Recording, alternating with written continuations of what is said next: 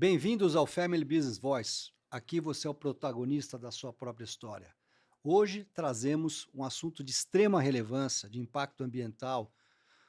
Mário Haberfeld, fundador e CEO do All Safari. Que honra ter você aqui no nosso programa Family Business Voice. Bem-vindo, Mário. Obrigado, Nelson. Obrigado pelo convite. Um prazer estar com vocês aqui. Obrigado a gente de recebê-lo. Queria muito que você contasse um pouco, inicialmente, a trajetória da sua família, antes da gente entrar na questão do On Safari, que é a grande curiosidade aqui para o público. Mas de onde veio a sua família? Eles vieram imigrantes, começaram a trabalhar com o quê? Você chegou a trabalhar na empresa da família ou não? Conta um pouquinho da sua trajetória até aqui. Não, legal. Parte da minha mãe, meus avós vieram da Alemanha. Meu avô era capitão de um navio. Quando estourou a Segunda Guerra Mundial, eles estavam, não sei, em algum lugar, não dava para voltar para a Alemanha, precisava de combustível para o navio e acabaram vindo parar aqui no Brasil e ele acabou ficando por aqui. Do lado do meu pai, meu bisavô era médico, veio da Áustria, veio para o Brasil, fundou um laboratório de medicina, de exames aqui. Minha bisavó também era médica, foi até aluna de Freud. Nossa, que interessante. E veio aí. Meu avô já nasceu no Brasil, depois fundaram uma empresa de embalagens e, enfim, que acabou crescendo bastante, acho que se tornou uma das maiores empresas de embalagem da América Latina. Mas eu nunca cheguei a trabalhar lá, eu estudei a minha vida inteira aqui no Brasil até chegar na faculdade e depois acabei tomando outro caminho e fui morar na Inglaterra. Mas que bacana. Eu vi aqui que você foi piloto de automobilismo, né? Como que você foi parar de empresa familiar, uma família que, né, empreendedora, e foi fazer a vida, a carreira inicialmente no automobilismo?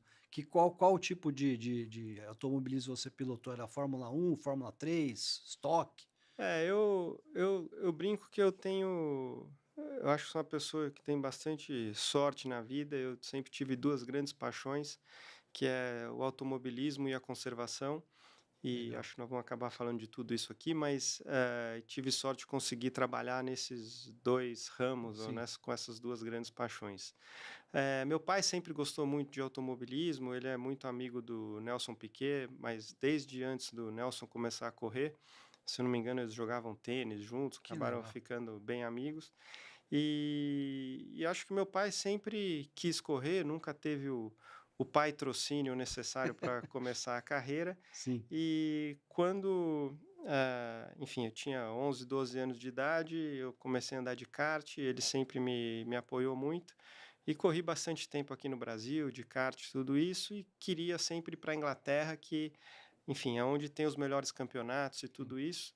Mas tinha um acordo com ele que eu só podia ir quando eu entrasse na faculdade, porque tinha que entrar na faculdade, trancar a faculdade, se desse tudo errado, Tinha eu lá tinha garantido. um caminho de volta. Então, estudei a vida inteira no Porto Seguro, aqui em São Paulo. Eh, Acabei entrando no Mackenzie, na Mauá, em algumas faculdades. Então, tranquei como engenharia mecânica e mudei para a Inglaterra. Morei lá por 10 anos, corri Fórmula Ford, Fórmula Renault, fui campeão de Fórmula 3, aí corri uns anos de Fórmula 3000, que hoje em dia chama Fórmula 2, Sim. e fui piloto de teste Fórmula 1 da Stewart, da McLaren, da Jordan, e depois acabei mudando para os Estados Unidos, onde morei mais 18 anos, e corri lá alguns anos de Fórmula Indy, depois esses campeonatos de longa duração, 24 horas e tudo isso. Le Então, Mans, então que corri por, sei lá, quase 20 anos. E aí depois, na hora que eu aposentei, achei que era hora de trabalhar um pouco numa história de tentar deixar um legado de conservação aqui no Brasil. Poxa, que bacana. Então você é da geração do Rubinho Barrichello, deve ter corrido com ele, até você falou Fórmula, morou nos Estados Unidos, eu cresci também bastante com o Hélio Castro Neves, o Elinho, que é amigo de infância lá de Ribeirão Preto, da onde a minha família vem. Você provavelmente deve ter corrido com ele também na Fórmula Indy. Sim, o Elinho e o Rubinho são um pouquinho mais Não, velhos que eu. ah, Eu, não, eu ok. nunca cheguei a correr com eles profissionalmente. A gente já Tá. correu junto de brincadeira de kart. Acho que o Rubinho até já ganhei umas 500 milhas de kart uma vez, a gente correndo junto. Mas, sim, os dois são grandes amigos. O Rubinho, a gente dividiu uma casa em Cambridge, na Inglaterra. Sim. Acho que ele já estava na Fórmula 1, eu estava em Fórmula 3, 3000, sei lá, durante 6 anos mais ou menos. A gente morou junto lá, tinha uma casa que morava eu e ele, sempre vinha mais algum piloto de alguma outra categoria que dividia a casa Dividir. com a gente lá na Inglaterra. Então, assim, a gente nunca chegou a correr junto, mas o Rubinho sempre me deu muito apoio. Fui piloto de teste, que nem eu falei, fui piloto de teste A Jordan, onde ele começou, não foi? mas foi na época que ele já estava na Stewart, que era a Ok. equipe do Jack Stewart. Eu ganhei o campeonato de Fórmula 3 no ano antes com a equipe do Jack Stewart, e o Rubinho já estava na Fórmula 1. E aí eu lembro que meu primeiro teste de Fórmula 1, o Rubinho estava lá também, me deu todo o apoio. A gente sempre trocou bastante experiências, e acho que muito do sucesso que eu tive até ganhar um campeonato de Fórmula 3, que acho que na época era talvez o campeonato mais Mas, é. importante assim antes da Fórmula 1, muito foi, acho que eu devo a ele o apoio e a experiência e as trocas que a gente teve durante aquele ano. Puxa, que bem. Foi uma trajetória até longeva, né, como piloto. E você podia compartilhar um pouquinho o que o automobilismo te ensinou sobre disciplina, resiliência e o trabalho em equipe? Acho que sim, eu acho que o primeiro mito que tem, né, que o É, automobilismo é um esporte individual, né? é, Eu acho que muito pelo contrário. Eh, Talvez seja uns esportes mais de equipe que exista, né.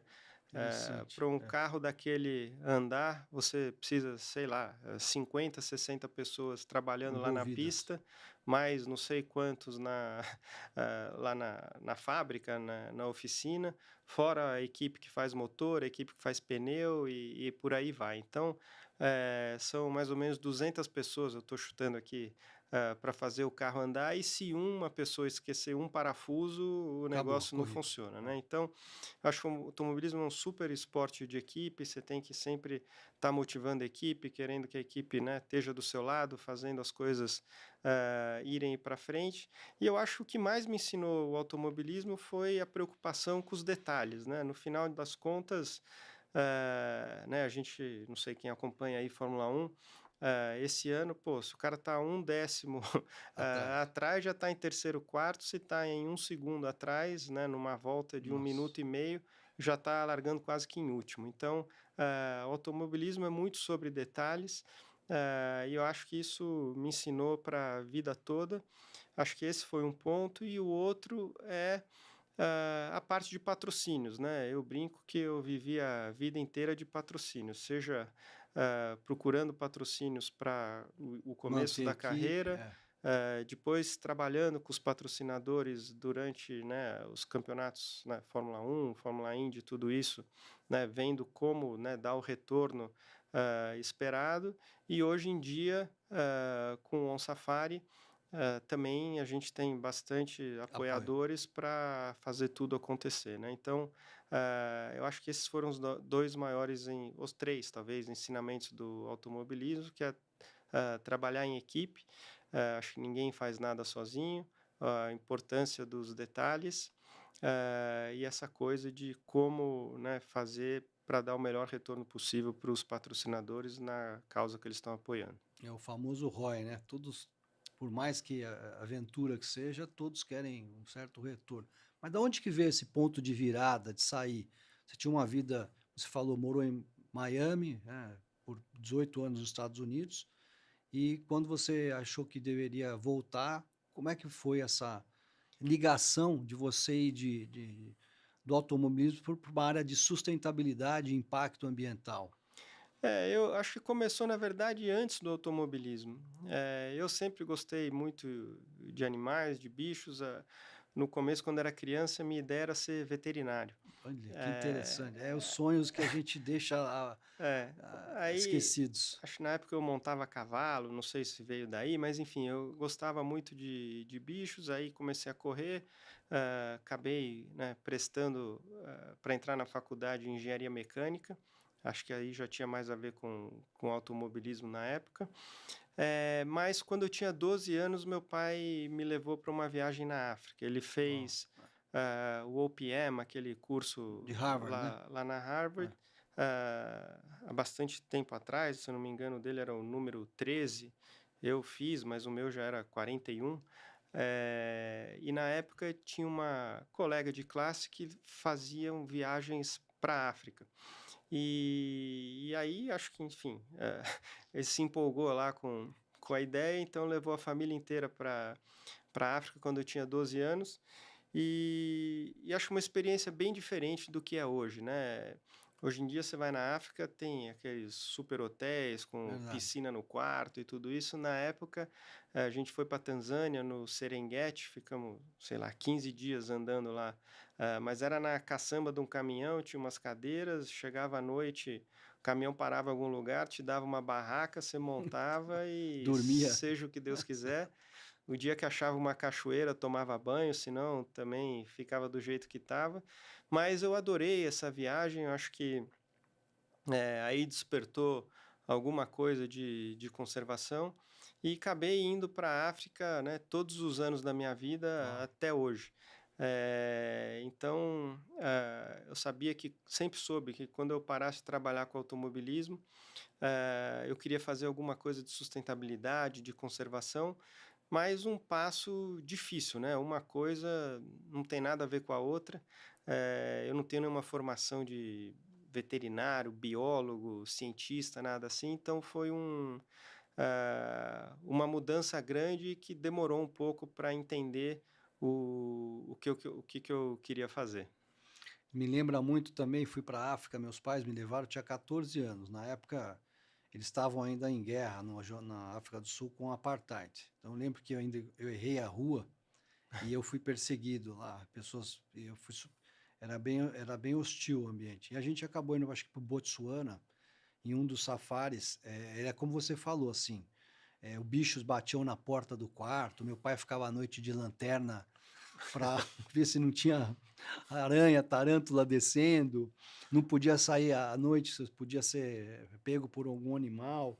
E eu lembro que a gente foi para uma canoa, um passeio com a minha mãe e meus irmãos, e tinha lá os eh, animais. Meu pai, maluco, vocês são doidos, vocês podiam ter morrido. A gente nem imaginava o perigo, mas foi uma aventura que, como você falou, marcou a minha infância e hoje é como se falou, é muito diferente do que era. Mas é uma viagem que eu nunca mais vou esquecer. Eu acho que assim, eu já levei meus filhos É, com, né, os 2 já foram a partir dos 4 anos eu já resolvi iniciou eles, levar né? eles. Eu acho que assim, é importante, eu acho que cada vez mais é importante essa coisa de meio ambiente, de preservação e tudo isso, e o quanto antes você conseguir engajar as pessoas, a chance de, né, continuar nessa estrada de conservação é maior. Então, com os meus filhos, eu já fiz isso desde pequeno no Pantanal, na África, e hoje em dia eles adoram também isso. Me lembra bastante também eu li o livro do Príncipe Harry, né? Que era o único lugar que ele se sentia acolhido, né? É, Foi muito bacana, assim, essa parte do livro me chamou muita atenção. Acho que também tem na série do Netflix que ele levou a atual esposa dele para lá. E ele era muito bem recebido, fazia trabalhos voluntários. Acho que não tem exemplo melhor acho que educar eu os acho que nossos sim. filhos a ter consciência ambiental. E acho que É, o negócio do ecoturismo, acho que é muito bom, eh, porque é uma coisa, assim, uma das poucas coisas que é bom para todo mundo, né? Ninguém perde com isso. Ou seja, sim, se você começa a desenvolver ecoturismo numa região, então ele é bom para os animais que, né, param de ser caçados, né? As pessoas, né, eles começam a ter um valor econômico porque precisam ser preservados para as pessoas virem ver. é um outro valor econômico. Em vez de você matar ou traficar, É, você preserva para que você possa. Então visitar. então é bom para os animais, é bom para as comunidades locais, né, o Sim, ecoturismo gera muito mais emprego do que agricultura, do que, interessante, é. pecuária ou qualquer coisa assim, e é bom para os donos de terra que, né, passam a ter normalmente em lugares, bem afastados, lugares bem selvagens onde, é difícil você tirar o valor da terra, uma grande fonte de renda. E até no Pantanal, onde a gente começou, onde, né, Sim. sei lá, praticamente tudo lá gira em torno da pecuária, é mais uma fonte de renda para os donos da terra. E o que aconteceu muito na África foi as áreas onde, hoje em dia, na África do Sul principalmente, onde você tem o ecoturismo, são as áreas mais valiosas que você tem no país, né? Fora de grandes centros, lógico, áreas rurais. Então, hoje em dia, onde você tem, né, eu não sei direito, mas aqui no Brasil, provavelmente uma área que mais vale, né, fora de uma cidade, provavelmente é em Ribeirão Preto, onde o cara plantou cana-de-açúcar do lado da usina.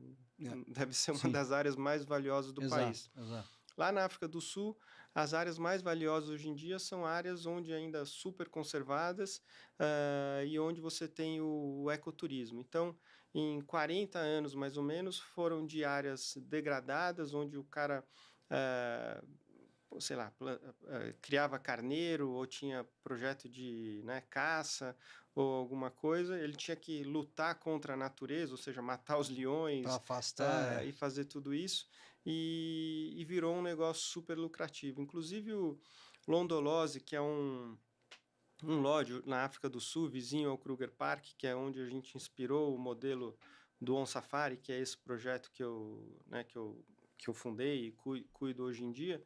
O pai dos atuais donos ganhou uma terra lá, 10 mil hectares, num jogo de tênis. Imagina, não valia nada. Não valia nada, você colocava o gado, o leão comia, não sei o quê.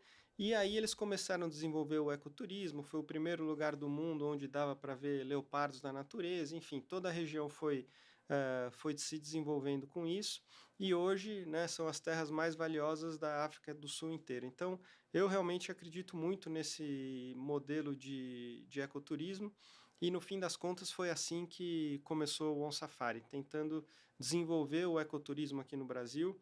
É, já tinham iniciativas de ecoturismo, mas a minha teoria era que para o ecoturismo funcionar, a gente tinha que ver onça pintada, né? Eu sempre brinco que ninguém vai para a África para ver a zebra, né?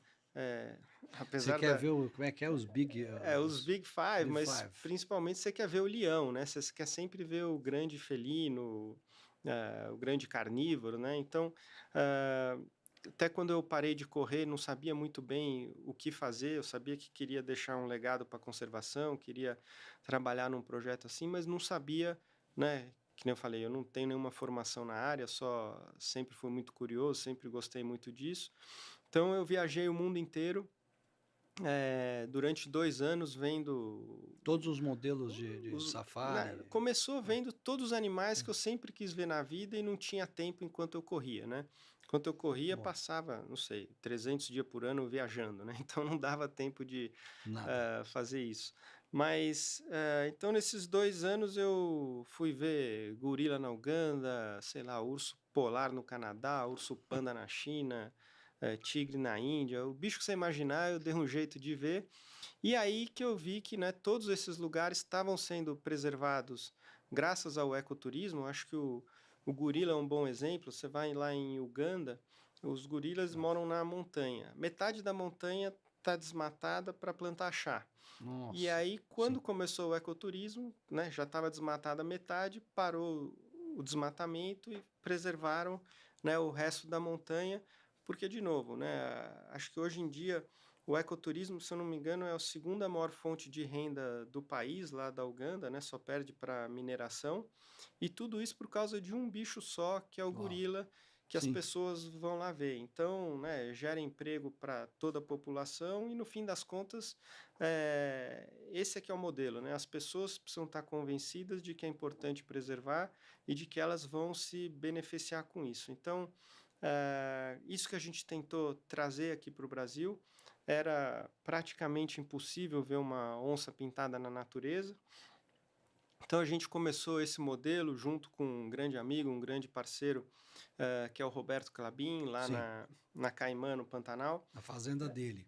O Roberto já tinha a fazenda há algum tempo, já desenvolvia o ecoturismo há praticamente 20 anos antes do On Safari começar, mas eu acho que faltava esse negócio de ver a onça pintada, que na minha opinião era o que iria atrair, A né, gente do curiosidade. mundo inteiro Sim, para vir ver. O mesmo exemplo que eu dei, que ninguém vai para a África para ver a zebra, a gente pode falar, ninguém ia vir para o Brasil para ver uma capivara, né? Eu acho que precisava, não que a zebra ou a capivara sim, tenha menos importância, mas as com pessoas, certeza. né, se apegam em bichos mais raros, em bichos fortes, né, grandes Sim. felinos. Então eu conversei com o Roberto, falei: "Ó, Roberto, eu acho que seria legal aqui se as pessoas conseguissem ver onça".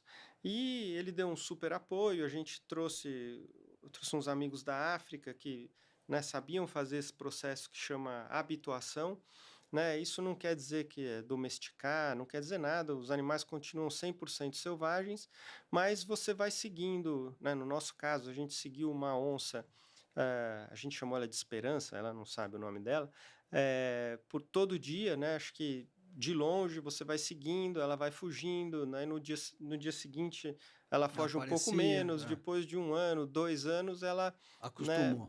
praticamente acostuma com o carro, no sentido de que ela sabe que aquele carro não representa nenhum perigo. E aí o negócio realmente funciona quando tem filhotes, né? Então, quando tem filhote, o filhote copia o comportamento da mãe, Uau, sim. então ele já nasce, vamos dizer, Mais habituado, né? calmo, Mais tranquilo. é. E hoje em dia, lá na Caimã, nos últimos 5 anos, mais ou menos, se não foi 100%, 99% das pessoas que foram lá conseguiram, né, ver onças na natureza. Então, hoje as onças veem os nossos carros como se fossem uma árvore, né? Tudo bem, é uma árvore que anda, mas ela não ganha nada com aquilo, não perde nada com aquilo, então ela não precisa gastar energia fugindo. E para o lado do ecoturismo, né, cresceu muito o ecoturismo, acho que parte por causa de poder ver onças, parte porque o Roberto investiu muito na Na estrutura, operação sim. lá, a conservação de lá já é feita desde que ele herdou a fazenda, não sei, 40, 50 anos. Então, acho que a Caimã hoje é um grande modelo de conservação, acho que um grande modelo de fazenda no Pantanal, onde você, né, tem o ecoturismo aliado à pecuária, aliado à ciência, aliado à conservação, então tudo funcionando junto no mesmo, né, na mesma fazenda, e o On Safari, né, achou na Caimã o berço para conseguir crescer, provar essa teoria, né? Todo mundo falava que eu era maluco, que era impossível fazer isso com onça pintada. Como também chamaram o Roberto de maluco na época, quando ele começou com esse projeto lá, né? Todo mundo que Ele faz saiu uma até uma coisa nova matéria, é maluco, disruptar.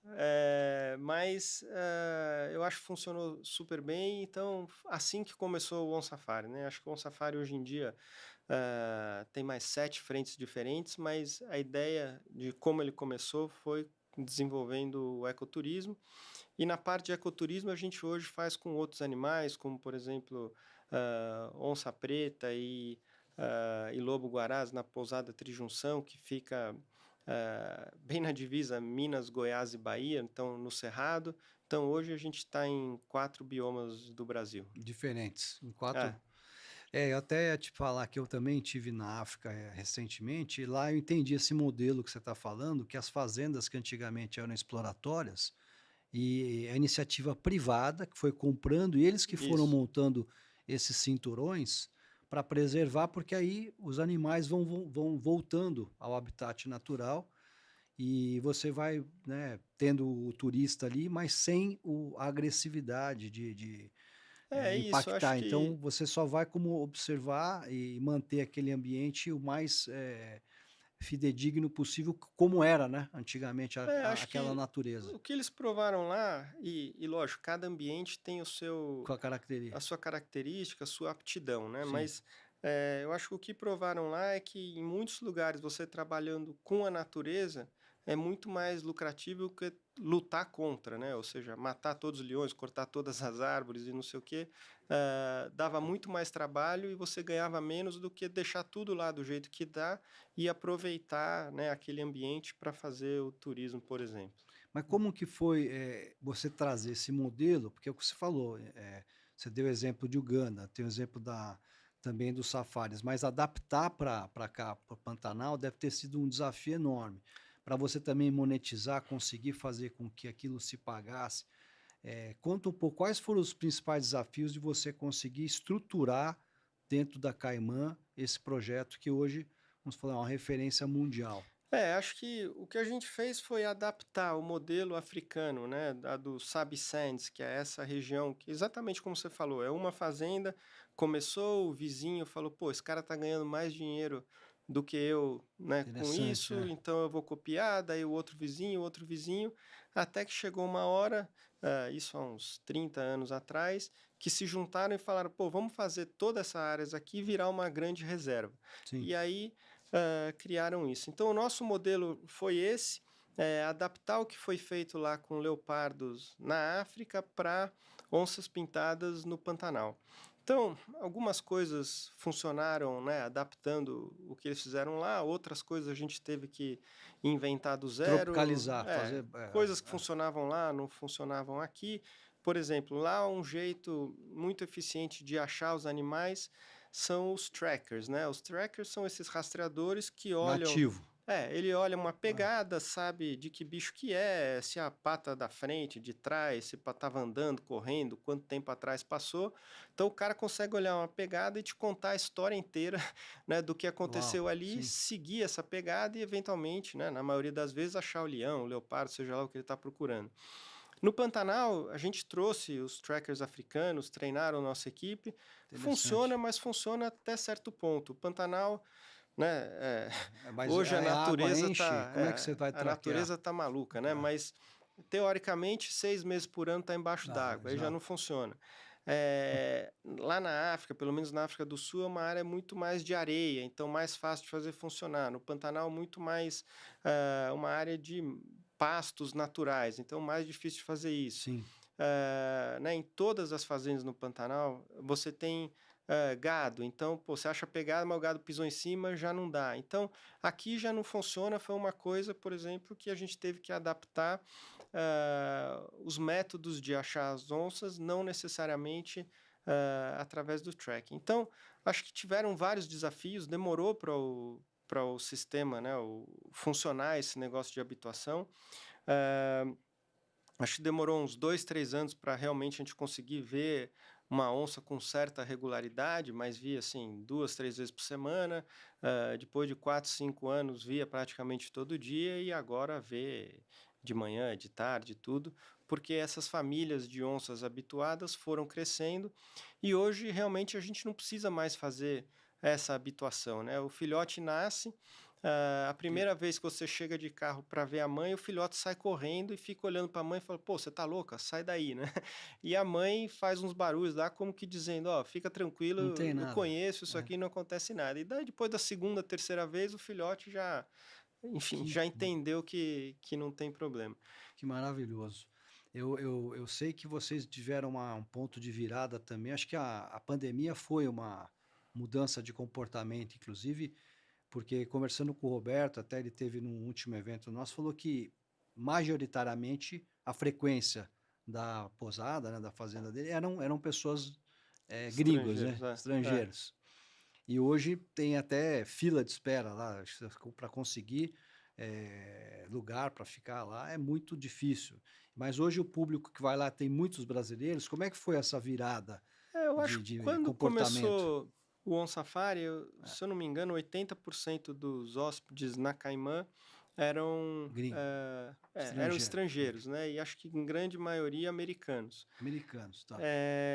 A gente fez um projeto de reintrodução de onças na natureza, que a gente conseguiu pegar 2 filhotes que morreram a mãe, foram mandados, vamos dizer, para um zoológico, a gente conseguiu pegar de volta, ensinar eles a caçar, a Sim. ser selvagem de novo, né? E essa é a grande dificuldade com onça pintada ou qualquer grande felino que a mãe precisa ensinar, né? Diferente de um tamanduá ou de um veado que você solta e ele sai Ele se pastando e vira, dá certo, né? certo. Tamanduá não sai pastando, mas come formiga, sei lá. Exato. E com onça pintada ninguém nunca tinha conseguido fazer esse processo. A reintrodução. E a gente fez esse processo com 2 onças Uau, pintadas. Esse processo todo foi filmado pela BBC, tem um documentário que uau. passa até hoje na Inglaterra. Então, eu acho que esse foi um marco, né, Divulgou. divulgou bastante, e o principal público passou a ser inglês, naquela Que época. legal. É, Aí veio a pandemia, assim, a gente não conseguia receber estrangeiros e brasileiro não conseguia sair do Brasil. exato. Então, com todos os problemas da pandemia, acho que não dá para minimizar isso, mas do lado do turismo, acho que foi bom no sentido do brasileiro descobrir o Brasil, né? Eu sempre falo, acho que o Brasil tem tanto a oferecer, né? Mas o brasileiro ainda tem essa mania, se o cara tem essa condição de, Vai pô, para quero ir para fora. uma praia, o É, cara vai no Caribe, quer ir ver verdade. bicho, o cara vai para a África, sendo que aqui a gente tem coisa tão boa ou melhor do que fora. E eu acho que a Verdade. pandemia obrigou o brasileiro a explorar o Brasil, conhecer, né? A gente está falando aqui da Caimã, então conhecer o Pantanal, conhecer a Caimã, e até hoje acho que, né, descobriu o quanto é bom e vai mandando amigos. Então até hoje acho que ainda tem um pouco do reflexo disso. E hoje eu diria que no ano passado acho que foi mais ou menos 50% brasileiro, Já 50% equilibrou. estrangeiro.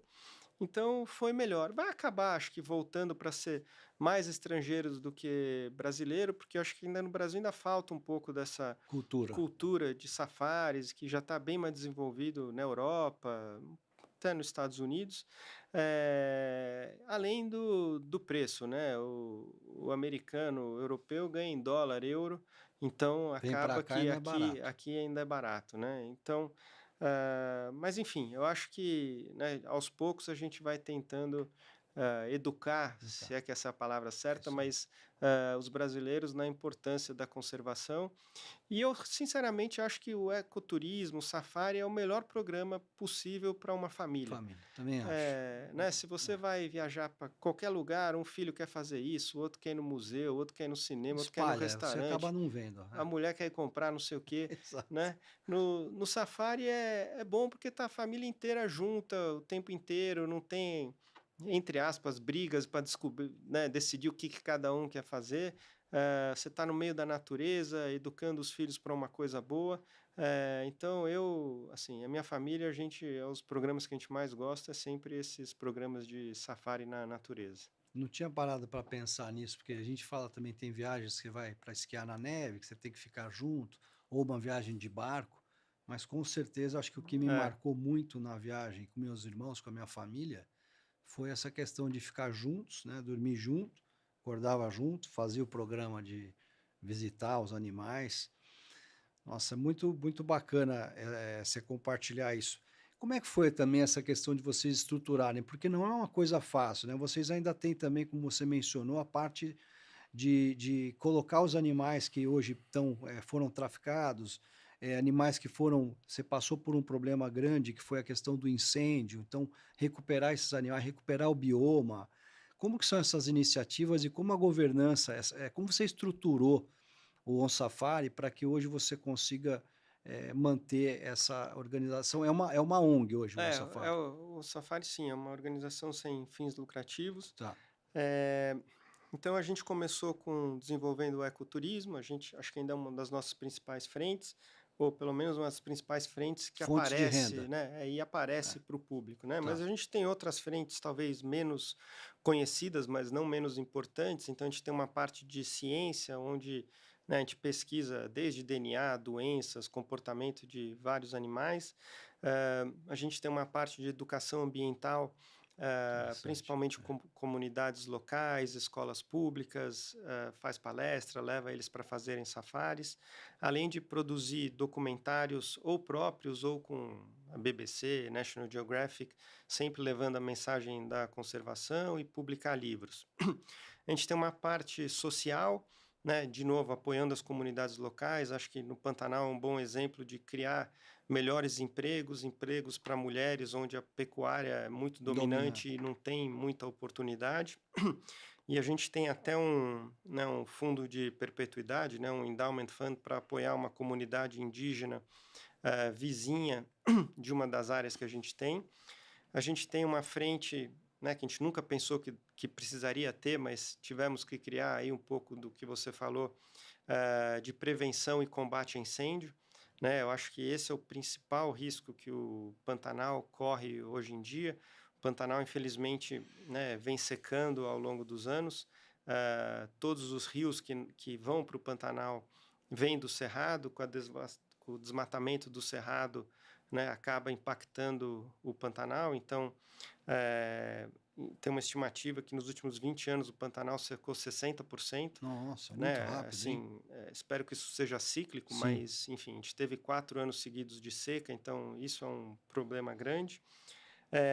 A gente tem uma frente de advocacy que ajuda a formar novos parques, estaduais, nacionais e tudo isso. E acho que tem essa frente de reintrodução que a gente comentou aqui, que começou com essas 2 onças pintadas. Hoje a gente tem 3 grandes centros de reintrodução, então 2 no Pantanal e 1 na Amazônia.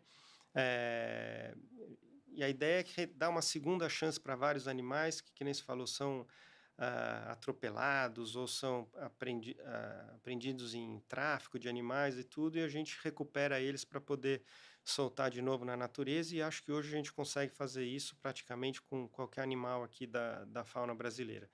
Mas eu acho que o grande projeto que o On Safari tem, né, o On Safari começou em 2011 com o ecoturismo, mas o grande projeto acho que começou em 2019, que a gente chama Frente de Florestas.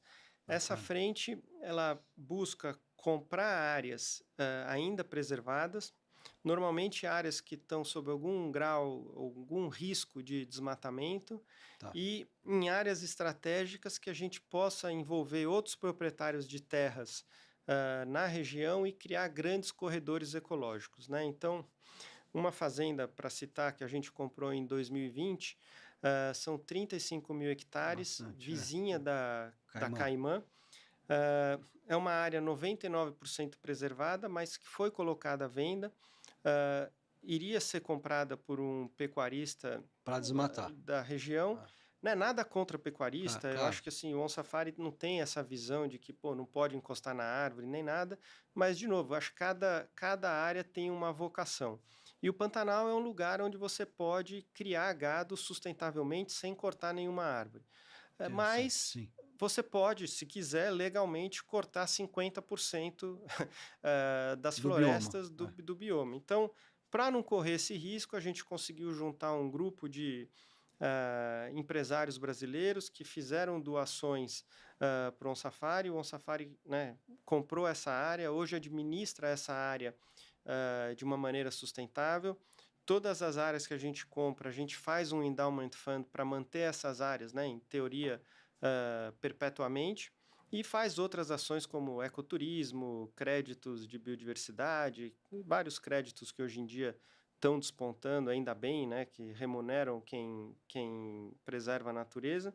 E desses 35 mil hectares, né, junto com outros proprietários da região, a gente criou uma aliança chamada 5P, e em 3 anos, então, foi de 35 mil hectares, outros proprietários de terras podiam se aliar a essa aliança, nem sei se aliar essa aliança dentro de várias regras, né? Então, você tem que ter, óbvio, toda a tua reserva legal intacta, você tem que ter brigadas de incêndio privadas, você tem que aceitar projetos científicos, enfim, tem várias regras para você entrar nessa aliança, mas a gente foi de 35 mil hectares, a Caimã se juntou, foi o primeiro a se juntar a essa iniciativa, e hoje, então, foi de 35 para 430 mil hectares. Isso Nossa, muita gente, quase né, meio milhão. não É, consegue entender o que é hectare, mas 430 mil hectares é mais ou menos 3 vezes o tamanho de São Paulo.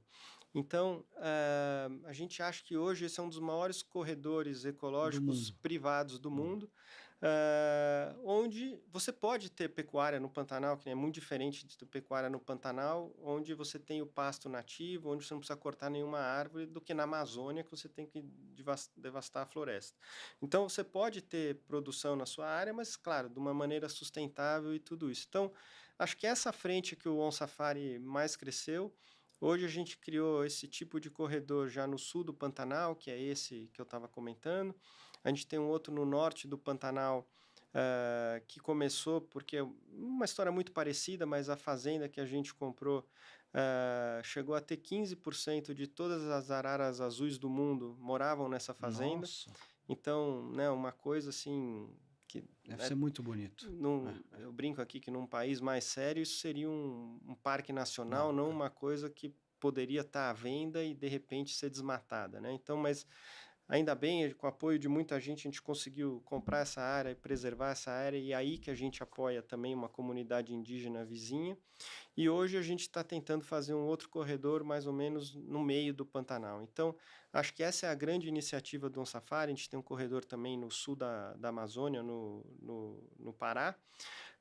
E você perguntou da sustentabilidade do negócio, né? Então, eu acho que ah, uma grande surpresa positiva quando eu migrei de automobilismo para essa área de conservação, ah, que a gente vê hoje que as empresas, né, ou todo mundo, de uma forma ou de outra, está preocupado com o meio ambiente, né, uns mais, uns menos.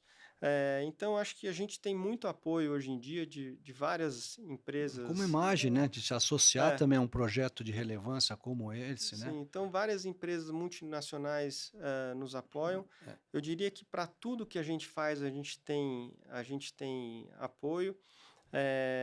E a ideia disso, então, desde carros com a Defender, pneu com a Goodyear, passagem de avião com a United Airlines, enfim, tudo que uniforme com a Nike, North Face, então tudo que a gente tem um que apoio. interessante, eu não sabia. E É, isso a gente busca ativamente, a parte jurídica, por exemplo, o Pinheiro Neto faz tudo para a gente pro bono. então, E a sim, ideia de tudo isso é que todo recurso que a gente arrecada, ele realmente vai para a conservação e não, né, para uma parte burocrática, né, vamos dizer. Então, o nosso custo de operação acaba ficando muito mais baixo e tudo que a gente consegue vai realmente para a ponta para realmente fazer a conservação.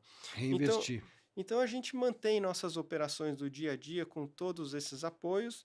Agora, quando precisa comprar uma área, né, uma área chave Sim, para fazer esses grandes corredores ecológicos, aí sim a gente precisa de grandes doações. Até 2 anos atrás, 99% dessas doações eram pessoas físicas e todas brasileiras.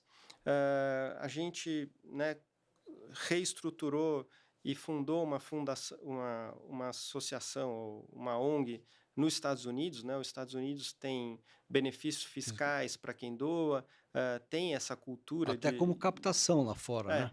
e hoje a gente consegue, então, com grandes fundações internacionais também, captar recursos, e hoje a maior parte tem vindo de fora, diria que nos últimos 2 anos. Então, é sempre tentando É. se reinventar e sendo super transparente. Acho que governança é uma parte muito importante, então a gente tem diretoria, tem nosso conselho de administração, tem o conselho fiscal, tem todos os balanços Auditados. auditados. Então, isso é uma coisa que a gente se preocupou desde o começo e vem sempre tentando fortalecer isso para ser o mais transparente possível. E acho que, né, sempre tentando, ou sempre ganhando e mantendo a credibilidade para poder as pessoas apoiarem sem ter nenhuma dúvida, né? Eu tive no último lançamento, na última revisão, né, acho que apresentação, prestação de conta que vocês chamam no Bank of America e todos esses pilares que você falou, acho que são mais de 8, né, Sim. de ações que vocês fazem. Mas até te perguntar, como o advocacy no Brasil, qual o seu papel em relação. Hoje houve uma mudança significativa nas leis de proteção, existe hoje uma consciência, quão longe a gente está, o Brasil, de outros países em relação à preservação. Houve uma mudança significativa de comportamento. Vocês estão conseguindo avançar ou ainda a gente tem muito a galgar? Eu acho que, infelizmente, no Brasil ainda é um pouco político isso, né? Então, depende quem está no poder, é bom ou é Muda. ruim, mas enfim, acho que uma coisa que o On Safari é apartidário e a gente não se mete nesse negócio de política. Mas eu acho que a gente sempre pode ajudar, seja o governo que for, né, com estudos, com, de repente, compras de áreas para aumentar parques nacionais, Sim, ajudar a criar parques estaduais. A gente conseguiu, junto ao governo do Pará, criar um refúgio de vida silvestre bem no arco do desmatamento. Então, tentar impedir um pouco esse desmatamento desenfreado que tem naquela região do país.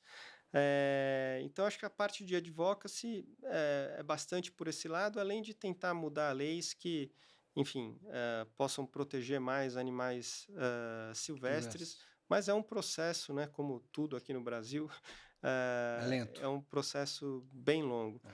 Mas diria até que apesar de todo mundo estar mais preocupado com o meio ambiente, assim, eu acho que tudo que os cientistas previam de aquecimento global, eh, né, todo mundo não, mas muita gente achava que era besteira, não só está acontecendo, como está acontecendo mais rápido do que É aquele foi ponto de previsto. inflexão, né, que a gente fala O ano que passado foi o ano mais quente da história do mundo, né? Então, pô, quem não acredita é só sair lá fora e ver o que está tá muito acontecendo. quente. É. E, e assim, mas mesmo nos Estados Unidos, onde a pessoa tem essa cultura de doação e tudo isso, ainda me surpreende. Alguns dados do ano passado foram doados mais ou menos 550 bilhões de dólares no ano passado nos Estados Unidos.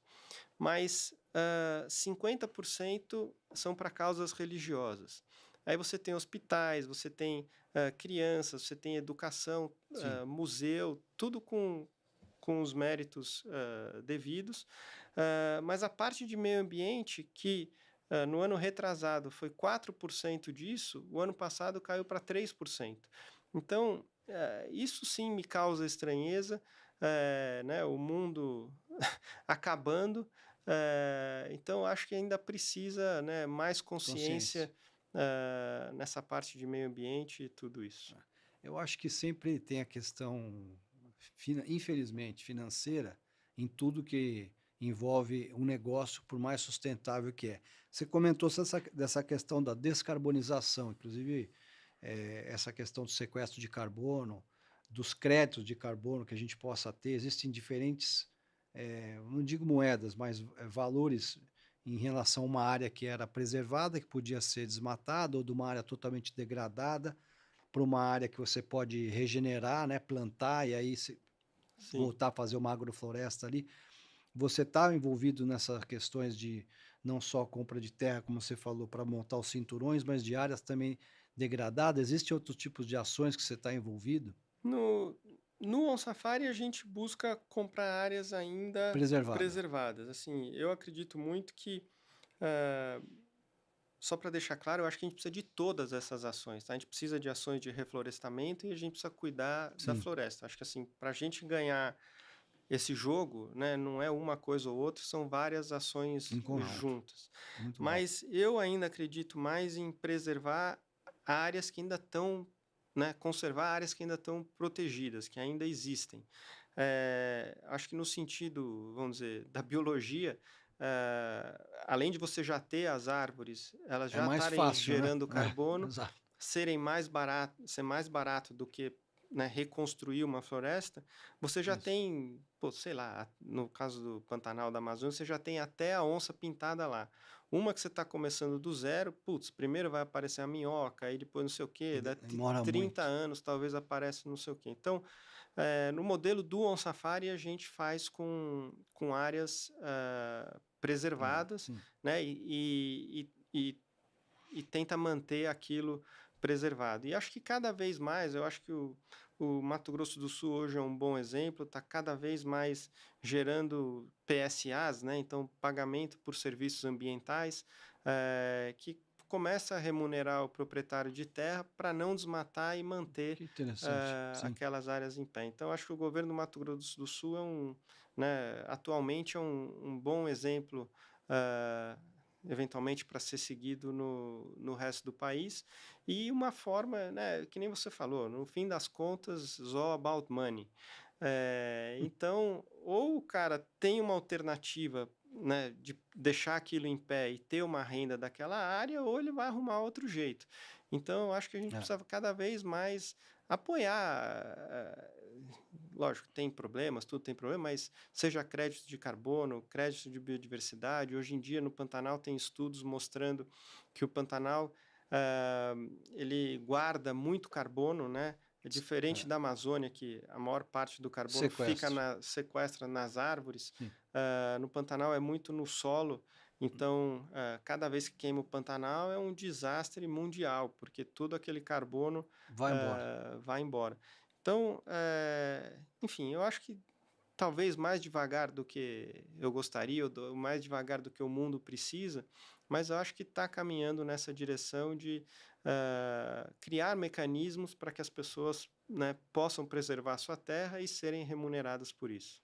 Como que você vê o papel das empresas familiares nesse engajamento, nessas questões de impacto ambiental? Você vê, como você falou, hoje existem os patrocinadores, os apoiadores que estão vendo uma forma de não só de se associar, eu diria a palavra até se beneficiar, até colar a imagem, uma imagem mais É bom para os dois, né? positiva. Mas as empresas familiares têm se mostrado mais atuantes nessa questão da Sim, preservação? a gente tem algumas empresas familiares, acho que um dos nossos grandes apoiadores é a Premier Pet, Ah, de que ração? de ração, Interessante. uma empresa familiar super sustentável, com a fábrica hoje em dia com energia renovável e tudo isso, e que, não sei, há uns 5 anos apoiam a gente, até apoiaram a construção de um centro desse de reintrodução nosso, e eu Tá, acho que assim,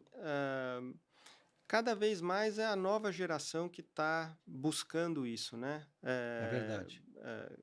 Então, a nova geração vai entrando na empresa e acho que cada vez com mais consciência ambiental, vendo de que forma pode ter um impacto, não só financeiro, que é né, o fim de todas as empresas, né? O que todas as empresas visam, mas também um impacto ambiental ou social de alguma forma. Deveria até nas empresas de capital aberto, aqui pensando alto, deveria haver um selo, até tem, né, as empresas B Corps, mas pudessem elas terem uma valorização a mais, acho que seria uma forma Sim.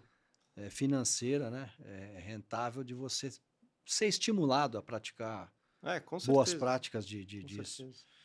Mas existem exemplos de investimento que você possa citar de impacto ambiental que já estão dando certo no Brasil e pode inspirar outros empreendedores como você? Eu acho que, assim, a gente voltando no ecoturismo, né, eu acho que tem cada vez mais, não sei se dá para chamar de empresas familiares, mas pessoas Iniciativa. físicas, né, iniciativas investindo nisso. Eu acho que, né, o Brasil é o país com a maior biodiversidade do mundo, é um país que tem temperaturas boa o ano Tropical. inteiro, tem vários biomas diferentes que podem ser explorados, né? Eu lembro, fui ver o urso polar, é menos 35 graus, É, pô. Então, eu acho que aqui tem verdade. muito a ser explorado nesse sentido. O Brasil acho que não deve nada para nenhum país em termos de biodiversidade, em termos de poder fazer ecoturismo. Só que o Brasil é gigante, né? Então a gente tem Tem ainda que ter problemas de infraestrutura para chegar. infraestrutura, voos e tudo isso. Mas enfim, acho que a gente precisa cada um continuar aí no seu caminho, tentando mostrar que o ecoturismo é bom, que as pessoas procurem. Acho que me perguntam muito como pode ajudar. Eu acho que, pô, se você for e levar sua família para fazer ecoturismo, já é uma grande ajuda, É, não só para o futuro, que as crianças vão estar, né, vamos dizer, enviesadas para esse lado da conservação, mas você está ajudando, né, a população local, você está ajudando os bichos, tudo isso só de estar indo visitar. tá. É o dinheiro circulando de uma forma que gera impacto É, positivo, né? Muito bacana nosso papo, estamos fechando aqui quase uma hora, vamos conversando, é super interessante esse projeto.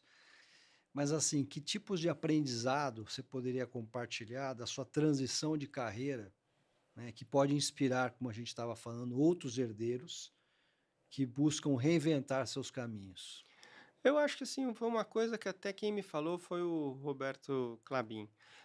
Eu fiquei 2 anos, vamos dizer, quando eu parei de correr, um pouco perdido, no sentido de sem saber o que eu queria fazer. Propósito mesmo. Eu sabia que queria trabalhar com conservação, mas Interessante. como é É, que eu fazia isso, né? E aí fiz todas essas viagens e o Roberto uma vez me falou: "Na vida você tem que ter um propósito, se você não tem um propósito, assim, para que que você vai acordar de manhã, né?".